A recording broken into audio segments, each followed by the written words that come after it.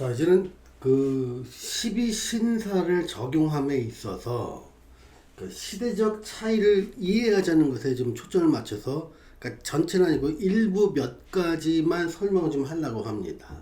그래서 여기서 좀 강조하고 싶은 포인트가 있습니다. 12신사를 현대적 해석을 가미하는 것이 실전에서 12신사를 활용할 때 매우 중요하다는 것이 강조점입니다. 근데 현대적 해석을 가미할 때 조선시대나 고려시대 때 만들어진 12신사의 특정 면만을 강조하면 해석이 안 되는 경우가 많습니다. 해석을 하기 위해서는요, 고려시대나 조선시대 때 만들어진 신사를 현대적으로 재해석하는 게 필요합니다. 재해석하고 정의한 후에 그것을 적용하는 겁니다.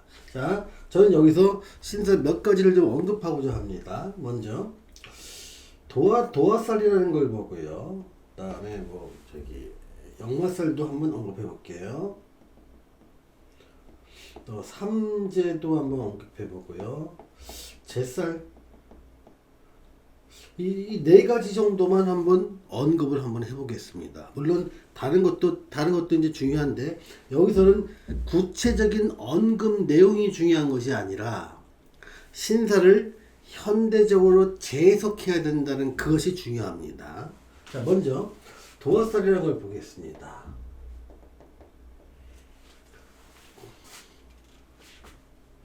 도화살은요, 그러니까 만약에 신자진생이라면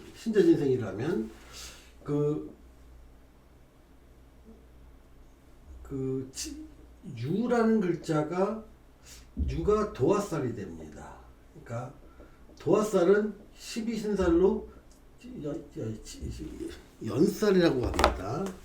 그러니까 12신살의 연살의 다른 이름이 도화살입니다.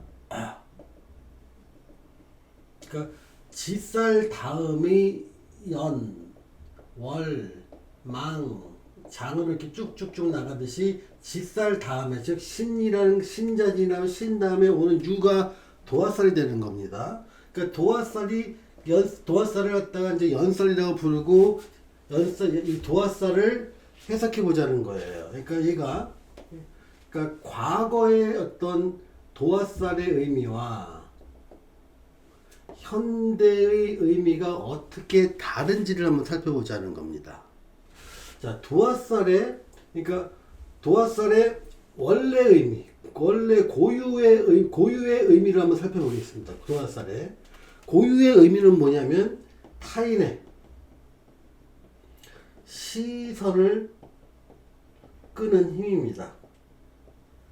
또는 끄는 행동, 모습, 또는 얘를 갖다가 그래서 끼라고 하는 거죠. 그러니까 타인의 시선을 끈다는 것은 불특정 다수의 시선을 끄는 겁니다. 그러니까 왜 불특정 다수라고 이렇게 구분 짓느냐 하면, 나중에 12신살 말고 어떤 그 신살 중에서 홍염살이라는 게 있습니다. 얘는 타인의 시선을 끄는데, 특정한 사람의 시선을 끄는데 특화되어 있는 겁니다. 즉, 내가 누군가 A라는 사람을 타깃으로 해서 그 사람만 알 수 있는 비밀스러운 어떤 복장이나 행동이나 말이나 어투를 통해서 그 사람만 나한테 시선을 끄게 만드는 게 홍염살.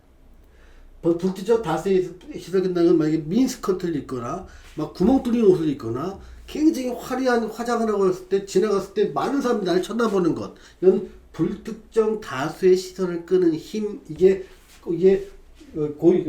도화살입니다. 그러면 원래 고유의 뜻은 타인의 시선을 끄는 거고, 내가 끼를 통해서, 즉 행동이나 모습이나 언어부터 시작해서 타인의 시선을 끌 수 있는 힘을 갖다 도화살이라고 하는데, 과거는 이제 고려와 조선이죠. 고려와 조선에서는 얘를 어떻게 받아들였었냐면, 이때의 사회 문화가, 그러니까 다른 사람의 시선을 끄는 일 자체를 몹시 흉하게 여겼습니다. 즉, 그러니까 그 계급 중에서 다른 사람의 시선을 끄는 그런 직업을 가진 사람을 광대라고 불렀죠. 광대의 사회적 지위가 어떤 거였는 겁니까? 그러니까 왕족이 있고 이 밑에 양반이 있습니다. 그 다음에 서민이 있죠. 그 다음에 천민 중에 있는데 농, 공, 상 중에서 이제 일반 서민이 있고 여기 천민 중에서 광대가 있고 그 다음에 무슨 도살꾼이 있죠. 이렇게 가장 사회적으로 밑바닥에 있는 것이 광대였습니다. 그러면 이 내가 타인의 시선을 끄는 끼가 있다는 것 자체는 뭐냐면 광대 기질이 있다는 말과 일맥상통하다 보니까 도화살에 대해서 굉장히 부정적이었다는 겁니다. 그러니까 굉장히 낮은 신분, 하잘것없는 천민 신분처럼 보인다는 겁니다. 이런 도화살이. 그런데 특히 남성 위주의 사회다 보니까 여성이 도화살을 가진 거를 더 흉하게 보는 경우가 많았습니다. 예전에는요, 조선시대와 고려시대는 여성의 사회활동이 어느 정도 많이 제약되어 있었습니다. 그 상태에서 여성이 여러 남자의 시선과 관심과 말대상이 되는 것 자체를 몹시 천한 것으로 여겼었던 거죠. 그래서 그건 기생이 하는 짓이다. 보통의 여성들은 안 그런다.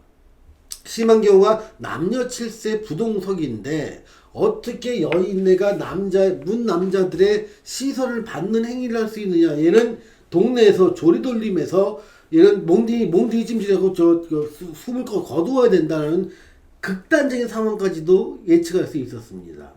그러다 보니까 여자한테 도화살이 있으면요, 그러니까 환영기라 그러고 어떤 기생기라고 있고요. 남자한테 도화살이 있을 때는 주색잡기와 노름으로 패가망신할 수 있는 걸로 이 도화살을 해석했다는 겁니다. 그러다 보니까 도화살이 있다는 것 자체 또는 도화살에 운이 들었다는 것 자체가 몹시도 흉한 것으로 파악됐다는 거죠. 얘는 자체를 뭘로 보면 흉으로 정의하는 겁니다. 그러니까 고려시대 과거에는 이렇게 됐는데 현대에서의 도화살은 다른 사람의 시선을 끌다 보니까 얘가 인기라는 단어로 좀 바뀌어진 거죠. 그러니까 사주를 좀 보다 보면, 그러니까 역사적으로 보면 고조선 시대 같은 경우는 하늘의 기운을 읽는 사람이 패권을 차지했습니다. 부를 누르고 권력을 누렸죠. 그래서 제사장이 임금을 같이 대신하기도 했고요. 그 다음에 국가가 안정되면서 내가 생산력이 좋은 땅을 많이 가진 사람이 부와 권력을 갖게 되었습니다. 그래서 천의 기운이 지로 옮겨지게 됐죠. 요것이 지금은 많은 사람들의 인기를 얻은 사람이 부와 권력을 거머쥐는 겁니다.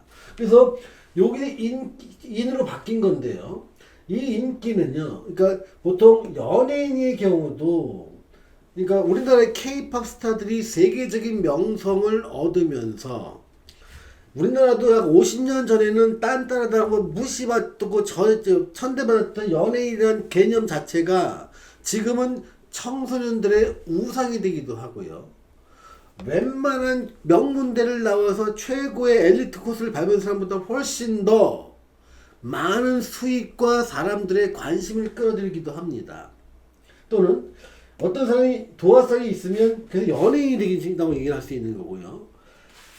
만약에 이 사람이 의사가 된다고 했는데 의사가 도화살이 있으면 보통 이런 건 방송 닥터, 그러니까 방송에 나가서 자신의 이름을 많이 알리는 경우도 많이 쓰입니다. 변호사가 이런 도화살이 있으면 방변이라고 하잖아요. 그러니까 내가 사건을 수입하는 시간보다 방송에 나가서 패널로 활동하면서 벌어들이는 수익과 활동량이 더 많기 때문에 굳이 사건 수임을 하지 않는 경우가 굉장히 많습니다. 현대에서는 도화살이 있을 경우에 이때 이제 스포츠 스타들 경우도 도화살이 있는 경우가 최고의 스타덤에 올라가는 경우가 많습니다. 그러니까 연예인이나 스포츠나 그러니까 전문가라고 하는 모든 사람들은요.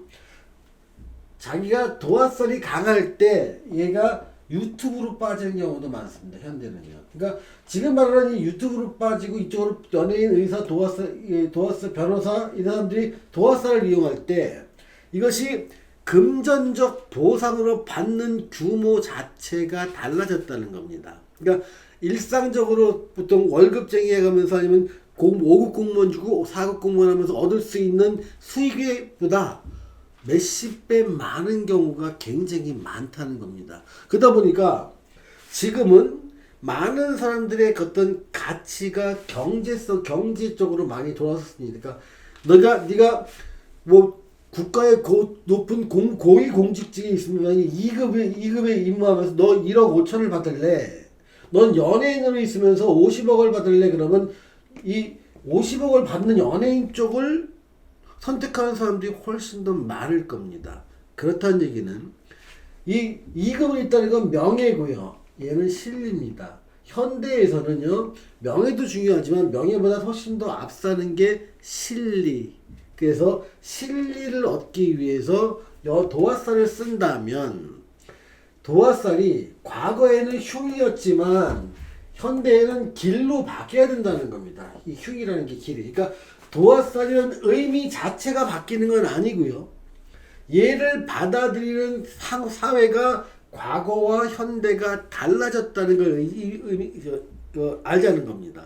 그래서 도화살을 현대에는 뭘로 해서 쓴다? 인기살. 내 이름을 알릴 수 있으면서 내 이름에 사람들이 내 언어와 행동과 말기에 반응을 보이는 것. 얘가 도화살이라고 생각하신다면 도화살은 좋은 겁니까? 나쁜 거로 물어본다면 당연히 좋은 거라는 답이 나올 겁니다. 그런데 좋다 나쁘다가 아니라 얘를 이러한 끼가 있는 친구니까 끼를 알릴 수 있는 상황을 얘는 좋아하겠구나. 얘가 이런 알릴 수 있는 상황을 얘가 잘 이용하면 갑자기 스타덤에 올라갈 수 있는 친구겠구나. 그러니까 보통 사주에 겁살과 도화살이 이제 삼합을 하고 있는데요. 그러니까 겁살이 강한 친구들이 연예인 같은 걸 지급하거나 하면 가수를 지향할 때 아니면 댄서를 지향할 때요. 도화살을 만나갖고 겁살과 도화살이 합의되는 시기에 급작스럽게 슈퍼 히어로로 올라서는 경우가 굉장히 많습니다. 자, 이렇게 도화살에 대한 개념은 똑같지만 과거와 현대에서 도화살을 대하는 그 기준은 달라졌다. 이걸 먼저 아시고요. 그 다음에 역마살을 한번 살펴보겠습니다.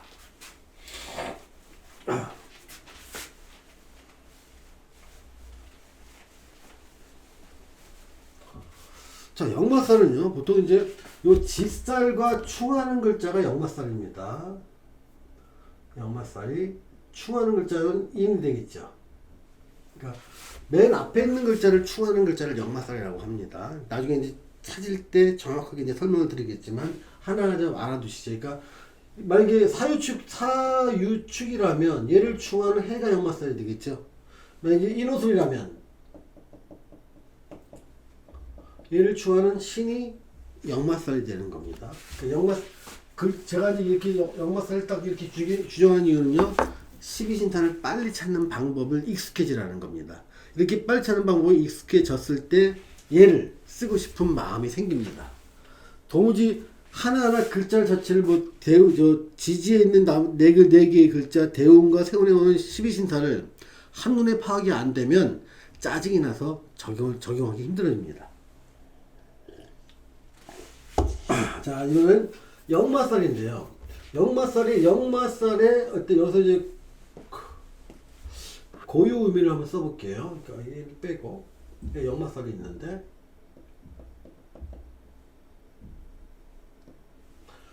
과거의 과거와 현재를 볼게요. 고유의 의미의 역마살은 뭐냐면 먼 곳에 이동입니다. 또 먼 곳에 이동하다 보니까 먼 곳의 정보에 민감하고 밝다는 겁니다. 또 먼 곳에 자꾸 이동하고 정보에 이동하다 보니까 그러니까 가만히 정착보다는요 어떤 활동, 움직임을 선호한다는 겁니다. 자, 여기서 보면 조선시대에는요 정착이 굉장히 중요한 시대였습니다. 이게 농경사회였죠. 그러니까 조선시대에서 가장 흉하게 여겼던 것 중에 하나가 객사였습니다. 그러니까 객지에 떠돌다가 죽는 거, 그러니까 내가 집을 떠나서 죽는 것이 가장 흉한 거라고 사람들은 인식을 좀 했습니다. 그런데 정착사회다 보니까 과거 그 할아버지 때부터 아버지, 내 때 자식들이 전부 다 한 동네에 살다 보니까 마을의 모든 사람들이 대부분 아는 집이 아는 동네였습니다.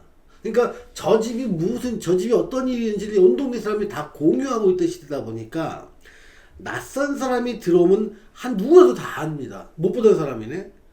또 조선시대에는 그렇게 이동이 많지 않았던 시대니까 낯선 사람이 자기 마을에 방문하는 것 자체가 어떤 약간 이질적 감각을 느끼게 되는 경우도 많았습니다. 그래서 저 사람이 혹시 나한테 해코지하지 않나 이런 경계감도 많이 들기도 했고요. 그러다 보니까 정책사회고 농경사회고 객사를 되게 싫어하던 무서워하던 시대인데 얘는 먼 곳으로 움직여야 된다 보니까 역마살이 있으면 정착이 안 되는 경우가 많았습니다. 그러니까 얘는 엄청난 흉이었습니다.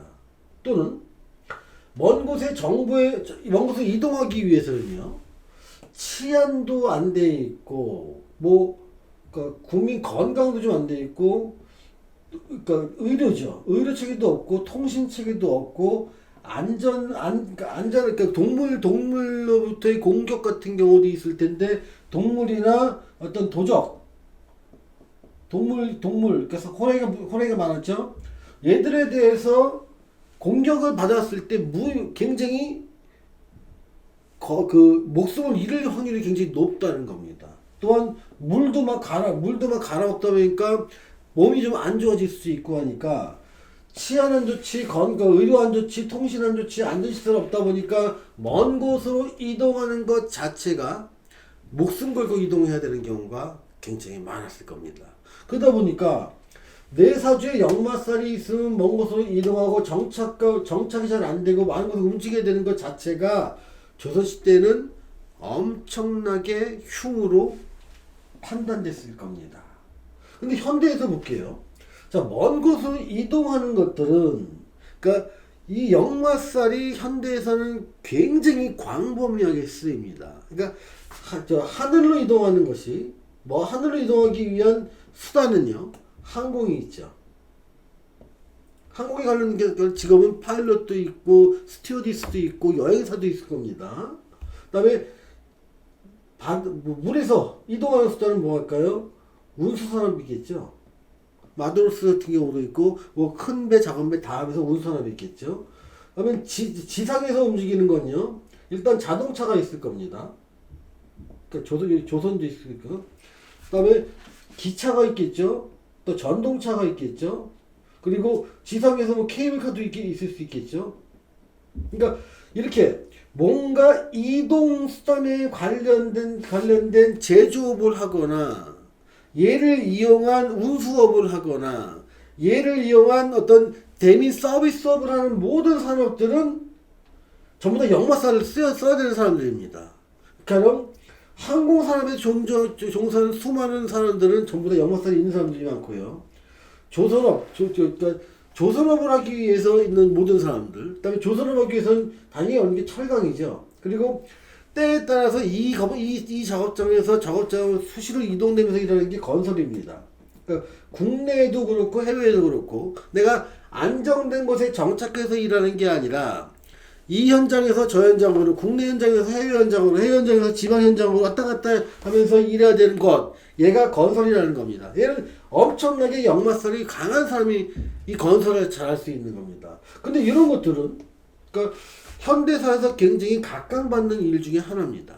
또한 먼 곳의 정보라는 것들은 뭘로 쓰이냐면 통신으로 쓰입니다. 현대는요. 그러니까 통신에 관해서는 전기, 전자, 통신, 또 무역 같은 경우도 먼 곳과의 정보를 이용하는 것들이죠. 여기에 방송, 언론, 얘들도 전부 다 통신에 관련된 거, 내가 살고 있는 먼 곳에 대한 정보를 가공해서 전달하는 일에 속합니다. 그러니까 현대에서 역마살은 거의 모든 과학 문명의 꽃이라고 부를 수 있는 모든 산업에서 역마살이 반드시 필요한 신살로 작용한다는 겁니다. 그러면 현대에서 역마살 하나 있는 것 자체가 직업을 얻을 때 엄청난 장점으로 작용합니다. 이렇게 엄청난 작업을 작업하고 그러면서 많은 곳을 이동을 하는데 현대에는 교통도 많이 발달되어 있는 거예요. 그러니까 먼 곳에 갔다가 죽을 일도 없습니다. 많이 없죠. 또 치안도 발달되어 있고요. 또 그 의료 시설도 상당히 발달되어 있다 보니까 먼 곳에 이동하는 것 자체가 목숨을 내놓고 이동한다는 개념이 좀 틀려진 겁니다. 즉 시대가 바뀜으로 인해서 역마살이 장점이 부각되고 단점이 많이 해소되다 보니까 역마살을 대하는 자세가 다른 겁니다. 우리 아들이 과거에는 역마살에 있어 국내에 안착을 못한다는 건 휴고로 여겼는데 현대에는 우리 아들이 역마살이 있어서 뭐 스튜어디스 파일럿으로 세계를 다니고 있어. 유엔에서 근무하고 있어. 스위스에서 근무하고 있어. 이럴 때 아들이 역마살 때문에 흉하다고 생각할까요? 역마살 때문에 자랑스럽다고 생각을 할까요? 아마 후자일 겁니다. 역마살을 대하는 모습마저도 현대에는 다르게 해석되어야 되는 겁니다. 자, 여기서 포인트가 뭐다? 역마살의 고유한 성향은 안 바뀝니다. 먼 곳으로 이동한다. 먼 곳의 정보에 민감하다. 정착하고 움직임을 선호한다. 정착 대신에 움직임을 선호한다.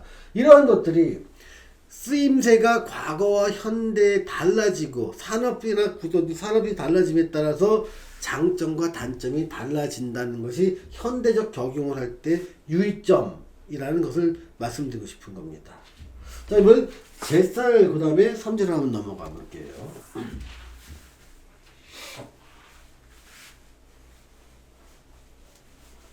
자, 제쌀을 빨리 찾는 방법은요. 가운데 있는 삼합의 가운데 있는 장성쌀을 추하는 글자가 제쌀입니다.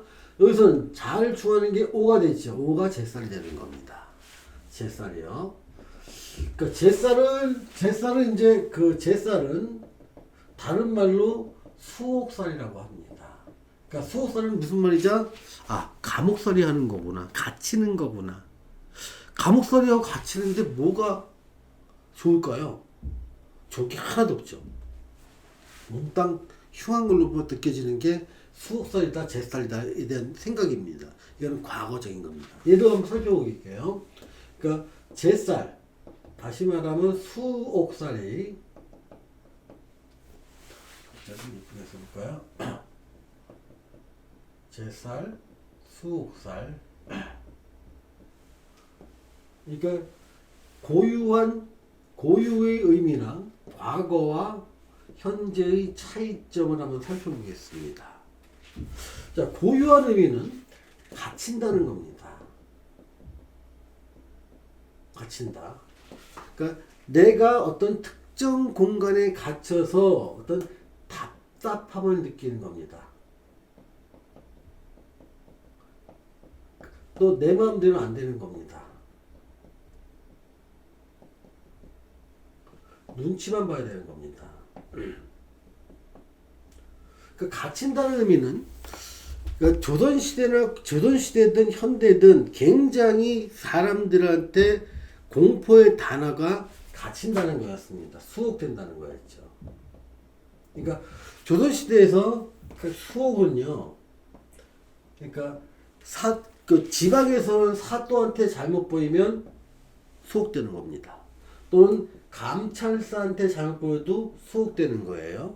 아니면 임금한테 잘못되어도 수혹되는 겁니다. 그러니까 권력 기관에 잘못 보이면 수혹되는 거고요. 얘가 변호사도 없었습니다. 그러니까 수혹되면 권력자의 평가에 따라서 고문이 따라오는 경우도 많았고요. 병을 얻어서 평생 불구로 지내는 경우도 많았습니다. 그러니까 수혹 자체가 옥에 갇힌다는 게 아니라 곤장이라든가 아니면 옥살이를 한다는 것 자체가 굉장히 열악한 환경 속에서 건강을 해치기 쉬운 모양이 수혹이었다는 겁니다. 그러다 보니까 수혹됐다는 것 자체는 가장 무서운 형벌이나 현상이라고 사람들은 받아들인 겁니다.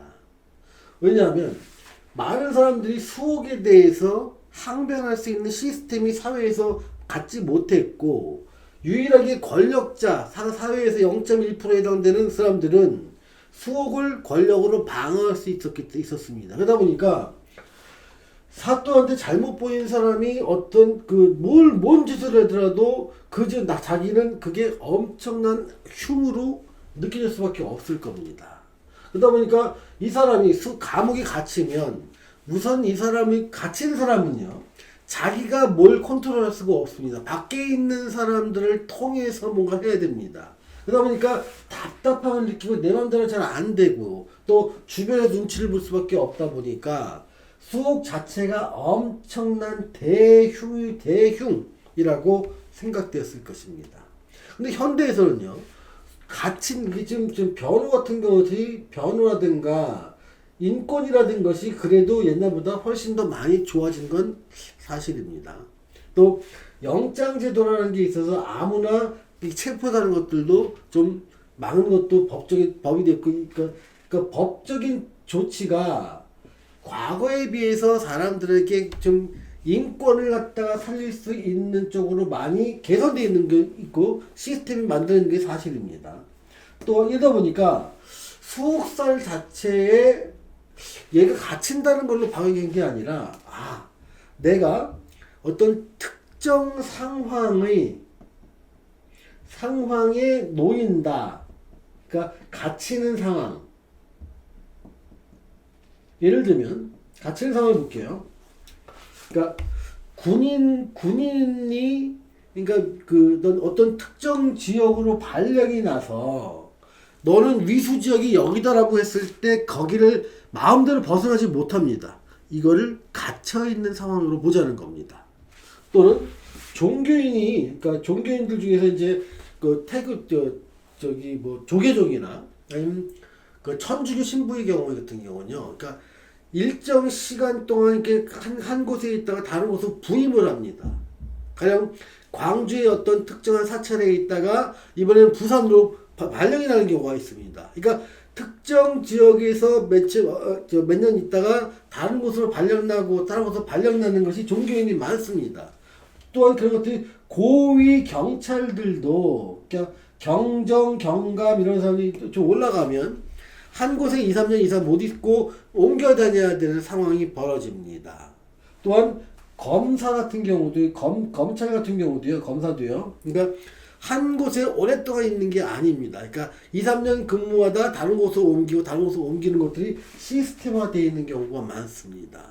이렇게 현대에는요. 그러니까 특정 세월이 있다가 한 곳으로 옮기는 것 자체가 직업이 사회적으로 약자가 아닌 강자인 경우가 많다는 거죠. 그러니까 고위급 군인이나 종교인이나 검사나 아니면 고등학교 교사, 공립학교 교사 같은 경우도 옮겨 다니게 됩니다. 이런 사람들의 경우에는요, 제살이 내가 부임지에서 마음대로 벗어나지 못하는 물상으로 연결되는 경우가 많습니다. 그래서 제살이 보통 역마살과 제살, 월살이 그러니까 역제월 삼합이라고 해서 삼합을 이루고 있습니다. 이런 경우는요, 월살의 특정한 복장을 한 상태에서 역마살에 이동을 하고 거기서 특정 기간 동안 마음대로 움직이지 못하는 상황. 얘를 다시 보면 월살의 특정한 복장을 군인을 보면 얘는 군복이 되겠죠. 역마는 새로운 지역의 발령이 될 겁니다. 거기에 특정 위수 지역을 벗어나지 못하고 근무해야 될 상황이 제살의 상황이 되는 거고요. 어떤 사람이 검사라고 치면 그 사람이 입고 있는 옷 자체가 특수한 복장입니다. 그게 월살을 보는 겁니다. 그리고 자기가 자기가 발령된 그 지역에서 계속 근무해야 하는 것, 이게 제살이고요. 역마살은 그 지역이 2, 3년 있다가 또 3, 4년 있다가 옮겨 다니는 것, 얘를 역마살을 보는 겁니다. 그래서 이 세 개의 물상을 만족하는 직업이 이런 직업이고, 이런 직업이 있다면 제살이 수옥이라는 감옥이라는 개념이 아니라 근무지라는 모습으로 바뀌게 된다는 겁니다. 이게 현대인한테 제살을 적용하는 방법이 되기도 합니다. 또한 역마살이나 제살이나 월살은 내가 사는 지역의 정반대쪽에 있는 신석입니다. 이 말은 내가 사는 곳의 정반대에 있는 곳의 다양한 정보를 내가 쉽게 얻을 수 있는 사람이라는 거죠. 이쪽에 거점을 말하는 사람이 있기도 하고요. 아는 사람이 있기도 하고요. 내가 관심이 있어서 자꾸 찾는 겁니다. 그래서 현대인에게 제살의 또 다른 의미는 뭐냐면 서치 능력입니다. 조사 능력을 말합니다. 조사 능력. 그래서 제살의 부정적인 측면도 있지만 장점을 발휘할 수 있고 그거를 직업으로 쓸 수 있도록 직업으로 쓸 수 있도록 연상하는 것. 이게 현대인의 12신사를 적용하는 방법이라는 겁니다. 자, 이번에는 삼재를 좀 알아보겠습니다.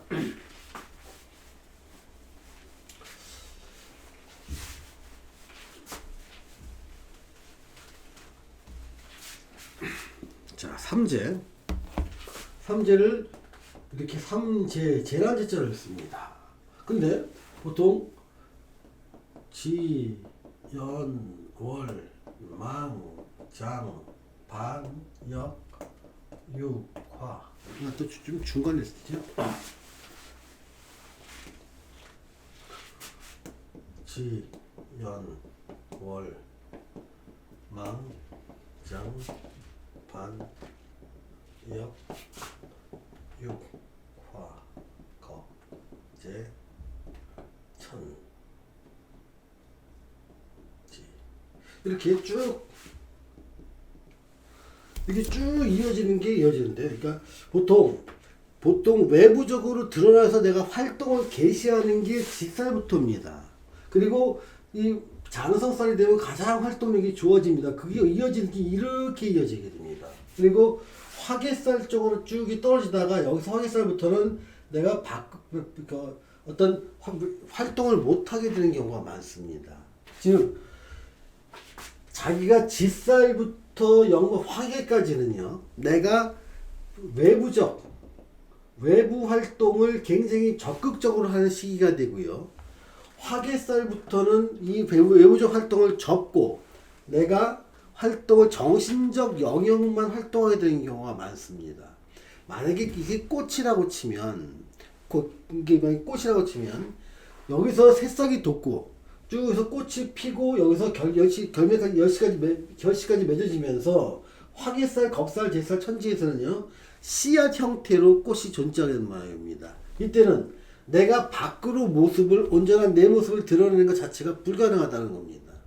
그래서 화개살부터는 그동안 내가 짓살부터 쭉 되었던 1년, 2년, 3년, 4년, 5년, 6년, 7년, 8년, 9년 이제 총 화개살이 9년인데요. 그러니까 화개살부터는요, 그동안 9년 동안 해왔던 일을 더 이상 진행하지 못한다는 의미로 받아들이면 됩니다. 그런데 이렇게 화개살만 달라져 있는 게 아니라 화개살이 되게 이 3년 동안에 내가 이 짓살부터 반환까지 살았던 삶의 모습이 A라고 하면 얘를 3년의 기간을 줄게, 너는 이때 겁살부터는 B로 바꿔라는 것이 이 삼재입니다. 삼재. 그러니까 이 A를 B로 바꾸는 거는요, 직업이 될 수도 있고요, 직장이 될 수도 있습니다. 아니면 삶의 그 가족이 될 수도 있고요, 또는 그 삶의 패턴이 될 수도 있습니다. 중요한 것들인데요, 또는 주거가 될 수도 있겠죠. 그러니까 예전에는 삼재를 몹시 흉한 것으로 여겼다는 거죠. 그럼 뭐냐면 이 삼재의 기간 동안에 그동안 살았던 직업, 직장, 가족, 삶의 패턴, 주거를 바꿔라고 얘기했는데, 조선시대 같은 경우에는 직업을 바꾸는 게 불가능했습니다. 농사꾼이 직업을 바꾸는 게 불가능하죠. 그러다 보니까 이게 직업을 본인이 못 바꾸니까 재앙을 통하면 직업이 바뀝니다. 그러니까 지나가는 소한테 바치거나, 산사태가 됐을 때 막 낙상으로 다치거나 했을 때 더 이상 농사를 짓을 수 없는 상황이 직업을 바꾸는 상황이 됩니다. 그 사람이 직장을 바꾸는 경우도요. 내가 농사꾼이라서 최진사댁에 농사를 짓고 있었는데 내가 농사를 짓지 못하는 상황이 되다 보니까 최진사댁에 농사를 짓지 못하는 상황이 직장이 바뀌는 겁니다. 또한 가족을 잃는 경우도 많았죠. 또 삶의 패턴 자체가 바뀌는 거고요. 주거를 바꾸는 것도 이사가기가 힘들었지 않습니까? 근데 산불이 나거나 산사태가 나거나 홍수가 나면 주거를 옮겨야 되는 상황입니다. 즉 예전에는 이 변화라는 이런 것들이 개인 주도적으로 변화하는 게 어려웠기 때문에 변화를 재앙의 형태로 받아들이는 겁니다. 재앙이 생겨야 직업, 직장, 가족, 삶의 패턴, 주거가 바뀌었다는 겁니다. 그러다 보니까 삼재를 굉장히 두려워했다는 겁니다. 근데 현대인한테는요, 얘 앞에 섰던 이 삶의 패턴을 B로 바꿔주는 겁니다. 직업 바꿔주는 겁니다. 직업을 내가 A란 직장에 다니다가 나 창업을 할 거야. 내가 창업을 하다가 이 아이템하고 다른 걸로 바꿀 거야. 이게 직업을 바꾸는 겁니다. 직장 자체를 바꾸는 경우나 직장 내에서 먼 곳이나 다른 곳으로 아예 낯선 곳으로 전근 가는 것 또는 새로운 업무를 맡는 게 직장 내에서의 포지션과 역할이 바뀌는 거지요. 가족 바뀌는 건 서로 떨어져 사는 경우도 있고요. 결혼하는 경우도 많습니다. 삶의 패턴이 바뀌는 건 출퇴근 거리나 환경이 바뀌고 일하는 게 바뀌면 삶의 패턴이 바뀌겠죠. 주거 바뀌는 거, 직장이나 직업이 바뀌면 이사 가야 되니까 얘를 그렇게 커다란 제한 형태가 아니라 그냥 목적한 필요가 생겼으니 한다는 식으로 옮겨갈 수 있다는 겁니다. 그러다 보니까 현대인의 삼재는 얘는 변화를 위한 기회라고 생각하면 됩니다. 다만 내 사주와 대운에 맞는 쪽으로 변화하면 삼재가 기회가 되는 변화가 기회가 되는 거고요. 사주와 대운에 맞지 않는 방향으로 하면 큰 손실로 이어질 경우가 있습니다. 그러니 지금은 과거에는 삼재를 무조건 나쁘다, 안 좋다고 보고 흉하다고 봤는데 지금은 변화를 위한 기회다. 그럼 어느 쪽으로 변화시키는 게 좋은지를 알 수만 있다면 삼재가 두려운 존재는 아니라는 것이죠. 자, 이렇게 하다 보니까 요 삼재라는 것들도 사실은 12신살 중에서 역마살, 육해살, 화개살을 삼재라고 하는데 얘에 대한 해석과 어떤 조치가 달라져야 된다는 것이 이 현대인의 12신설입니다. 자, 12신설의 기회를 좀 더 쉬었다가 계속 해보겠습니다.